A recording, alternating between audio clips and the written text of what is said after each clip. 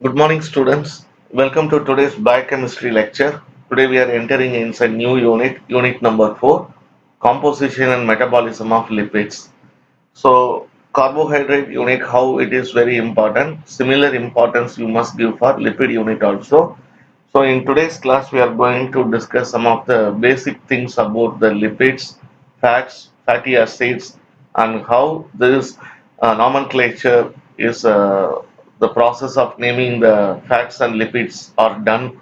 And we are also going to see the absorption of fats and lipids. So in the next class, we will see the metabolism of lipids. So let's start the today's class. So basically, the fat gives more energy to our body comparing to carbohydrate and proteins. The body fats are the good source from the dietary fats. That is, the body contains the fat. These fats we get from dietary substances. Also, the carbohydrates and proteins also converted into fat, lipogenesis. And also, we are getting the fat which is stored in our fat depots like cutaneous tissues, like subcutaneous tissues, peritoneum, and suprarenal glands. Excess amount of fats are stored in the adipose tissue. So when we are having starvation during that time, that fats will be converted into energy. Fat act as a insulators and it protects the body from extreme hot and cold weather. So fat is acting as a insulator in our body that gives natural protection from the extreme cold weather as well as hot weather. Now, the essential fatty acids and fat soluble vitamins are the dietary essentials. So, essential substance means which we are not able to produce from our body. These substances have to be given from outside the body. So, lipid metabolism includes the following things like absorption, metabolism, oxidation, synthesis, energetics, and metabolism of cholesterol. So basically lipids, when we talk about lipids, the lipids are greasy materials. It occurs naturally, insoluble in water. These are the properties of lipids. They are insoluble in water but soluble in solvents. Naturally occurring fats, the best examples, butters and oils. Now where it is present, occurrence of lipids. Lipids main sources are from plants and animal sources. Example for plant sources includes nuts, seeds and certain leaves. Animal sources includes milk, egg, meat, liver and fish oils. Blood contains the lipid in the form of lipoproteins and fat deposits like subcutaneous tissues, adipose tissues, mesenteric tissues, fatty tissues around the kidney and yellow bone marrow contains large amount of fats. Now the classification of lipids. Basically, the lipids are classified into four types: simple lipids, compound lipids, derived lipids, and substances associated with lipids. So these are the four types of lipids. Simple lipids. It contains esters of fatty acids and alcohol. Further, it is classified into fats and waxes. Glycerol is the alcohol present in the fat. So this is about simple lipids. Compound lipids. In addition to alcohol, they contain some other chemical groups. So in simple lipids, the alcohol is present, and in compound lipids, apart from alcohol, some other chemical groups are present. So the compound lipids are four subtypes. First one is phospholipids. It contains fatty acid, glycerol, phosphoric acid, and nitrogenous compounds. The example of phospholipids is lecithin, cephalin, and sphingomyelin. These are the examples of phospholipids. The next one is the glycolipids. It contains carbohydrates. So glycogen. It contains carbohydrates as well as nitrogen, but it does not contain phosphoric acid and glycerol. Glycolipids does not have phosphoric acid and glycerol. It has only carbohydrates and nitrogen. Sulfolipids. Sulfolipids, by the name, it contains sulfate groups. Lipoproteins. So lipid plus protein substances. Example, these lipoproteins are present in the plasma and tissues of our human being body. Next one is derived lipids. Substances which are obtained by the hydrolysis of simple and compound lipids. Derived lipids are those substances which are obtained by the hydrolysis of simple and compound lipids. So we are getting from simple and compound lipids. That's why it's called derived lipids. Examples includes fatty acids, alcohol, other than glycerol, glycerides and bases. Those alcohol except glycerol, glycerides and other bases are the examples of derived lipids. What are the substances associated with lipids?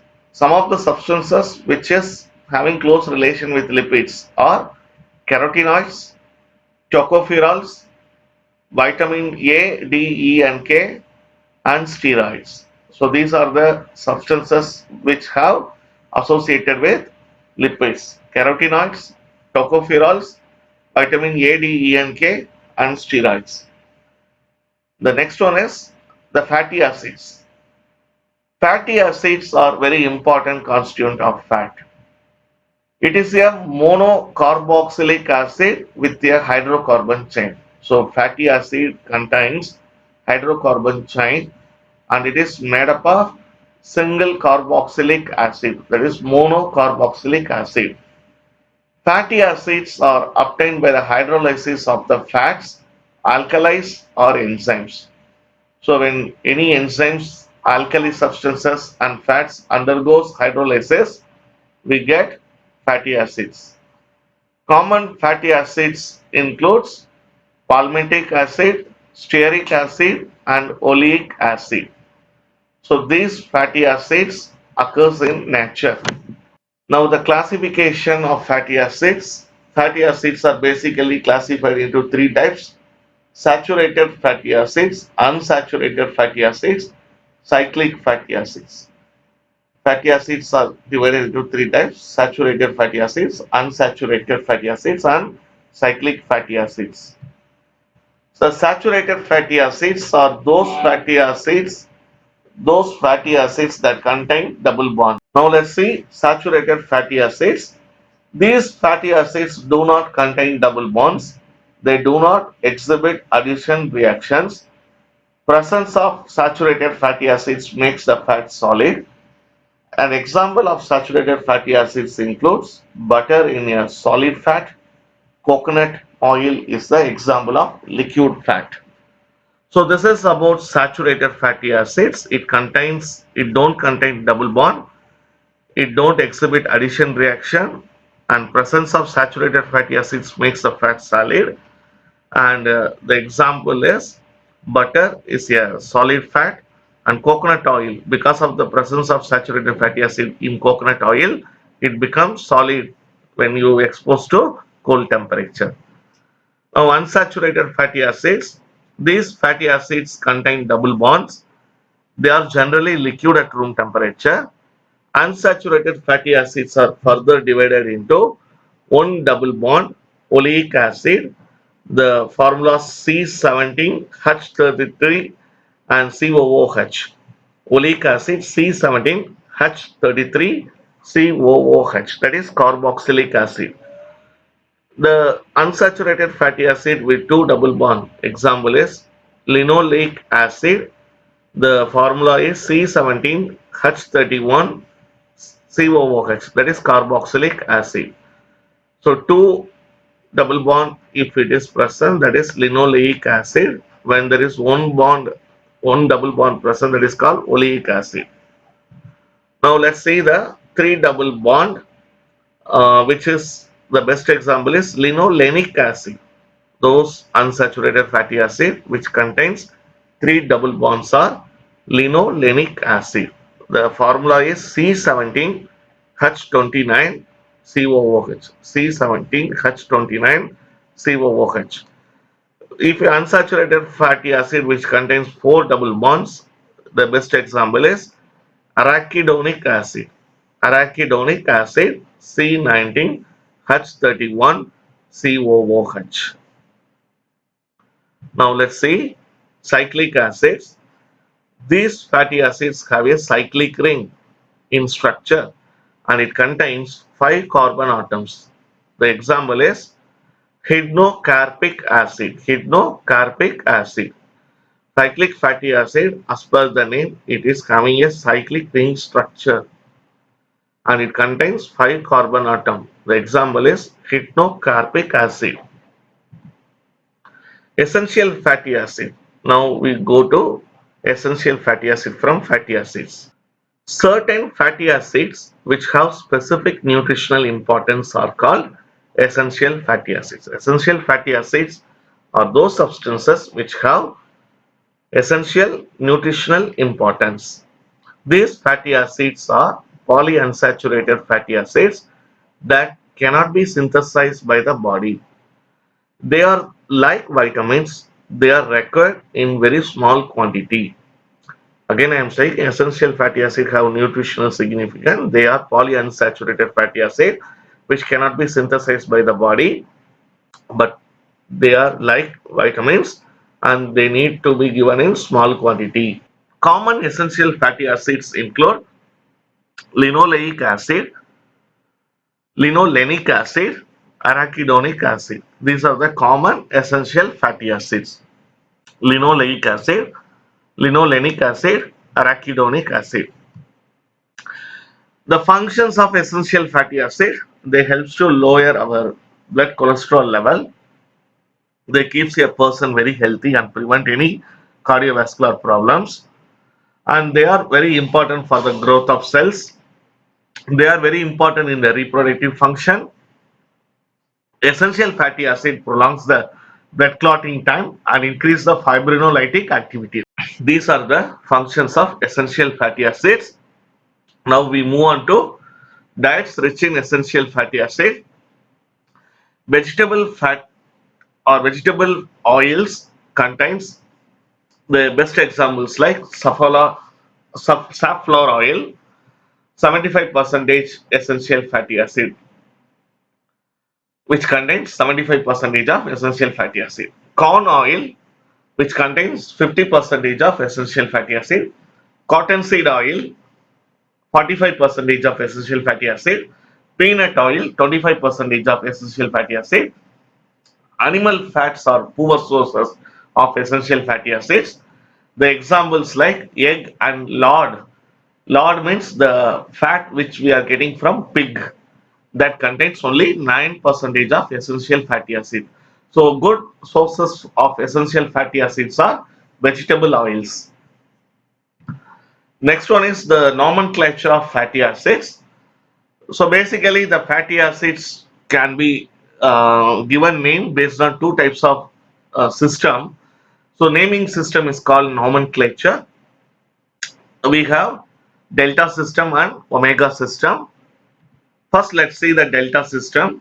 In delta system, carbon atoms in a fatty acids are numbered beginning with carboxyl carbon as carbon number 1.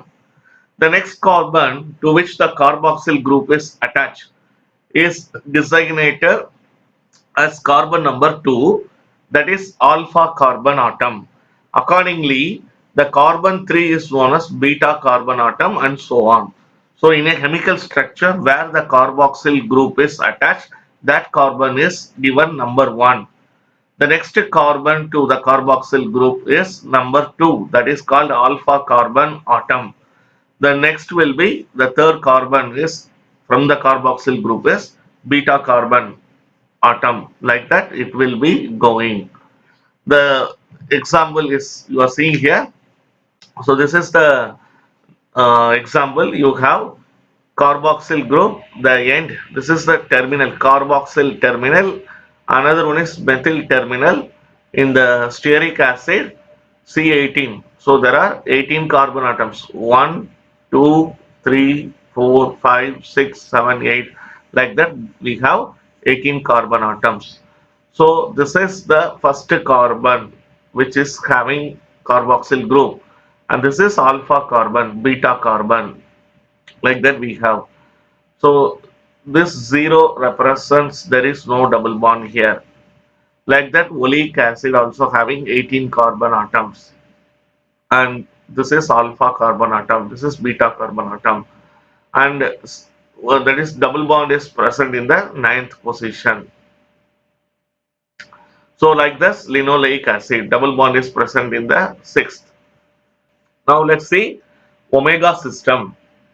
Carbon atoms are numbered beginning the methyl terminal CH3 end. So in the alpha system we are numbering from the carboxyl terminal, whereas in the omega system the numbering is done from the methyl terminal, where a double bond appears first. This carbon atom of the terminal methyl terminal is called omega carbon. So here in the methyl terminal a double bond will be appearing first. So that carbon atom in the methyl terminal is called as omega carbon. So this is about omega system. Now let's see the metabolism of lipids digestion. So the major site of lipid digestion is in the small intestine. What are the main substances required for lipid digestion? We need pancreatic lipase and bile salts. Pancreatic lipase and bile salts are very essential for the lipid digestion. Pancreatic lipase is a powerful lipolytic enzyme. It is secreted by pancreatic juice. Bile salts are derived from the bile, are very effective emulsifying agents. Bile salts are very effective emulsifying agents. So emulsifying agent, these substances produce a large fat molecule into very minute tiny fat globules that helps to increase the surface area in a small intestine, and which helps the enzyme to act very easily. Now let's see, the fat occurs, the digestion of fat does not occurs in the mouth and stomach because the enzymes are present very less in the stomach and mouth. The enzyme which is responsible for the digestion of fat is not present in a significant amount in the stomach as well as mouth. The amount of lipase present in saliva and gastric juice is insignificant. There is no mechanism for emulsifying fat materials in these areas. Know that bile salts are very essential for emulsifying the fats. That bile salt is not present in the stomach and mouth.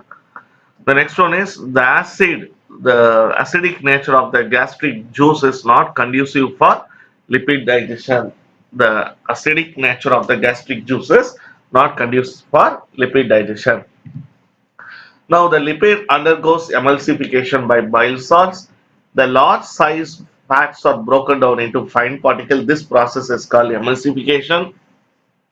Thereby, it increases the surface area of the lipids and exposes the lipase to act in a larger amount. The rate of digestion is also increased proportionately. So when more amount of bile salt is emulsifying the fat, then the digestion will be very large amount of lipids can be digested. The next we are going to see the absorption of lipids. So basically, the metabolism of lipids starts with absorption. So here, the absorption place, that is duodenum and jejunum of the small intestine. Micelles carries the monoglycerides and long chain fatty acids to the surface of the microvilli. In the small intestine, there will be a microvilli. To the microvilli, the micelles, the substance which carries the monoglycerides, and long chain fatty acids, and with the help of the brush border, and it diffuse the substances in the intestinal cells. The monoglyceride and long chain fatty acids, which are carried by the micelles to the small intestine microvilli and brush border segment, which is present in the small intestine, will diffuse these substances in the intestinal cell. So the unabsorbed bile salts return to the interior surface of the small intestine for the transport of more monoglycerides and fatty acids. So the bile salt which is not absorbed here will go deeply into the interior surface of the small intestine, and from there it goes again to carry more monoglyceride molecule for further absorption process. Now, the bile salts which are absorbed in the ileum and will be returned to will return via the portal vein to the liver, where they are again secreted into the bile. The bile salts which is already absorbed in the ileum will go through the portal vein and it reaches the liver, and again it is secreted into the bile. As monoglycerides and fatty acids pass into the intestinal cells, they reform into triglycerides. So, lot of monoglyceride molecules join together to form triglycerides. Most of the triglycerides as well as cholesterols and phospholipids combine with a special type of lipoprotein called apoprotein and form chylomicrons, chylo milky micron small substances, which will be helpful for digestion of lipids. Most of the triglycerides as well as cholesterols and phospholipids combine with apoproteins and it forms chylomicrons. So now you know how chylomicrons are formed. The triglycerides joins with cholesterol and phospholipids, and with the help of apoproteins it form chylomicrons. These chylomicrons reaches the central lacteal cells of the villi, intestinal villi, where they enter the lymph system to be propelled through the thoracic duct and emptied into the vein into the neck. So these chylomicrons reaches the central lacteal cells of the villi, where they enter the lymph system to be propelled through thoracic duct and emptied into vein in the neck. So absorption of fat is drastically reduced in the absence of bile salt. So without bile salt, there is no fat absorption takes place. As a result of that, bulk of the unabsorbed fat is excreted in the stool. This condition is known as steatorrhea. This condition is known as steatorrhea. Steatorrhea is a term given to the condition when unabsorbed fats are excreted in bulk amount through the stool. That condition is called steatorrhea. So this is about absorption of lipids. So this is the end of today's lecture. We have seen the fatty acids, essential fatty acid, the nomenclature of fatty acids. Also we have seen how the metabolism begins with absorption of fatty acids. Next lecture we will see the metabolism of fats and fatty acids. Thanks for watching this video. Take care. Bye bye.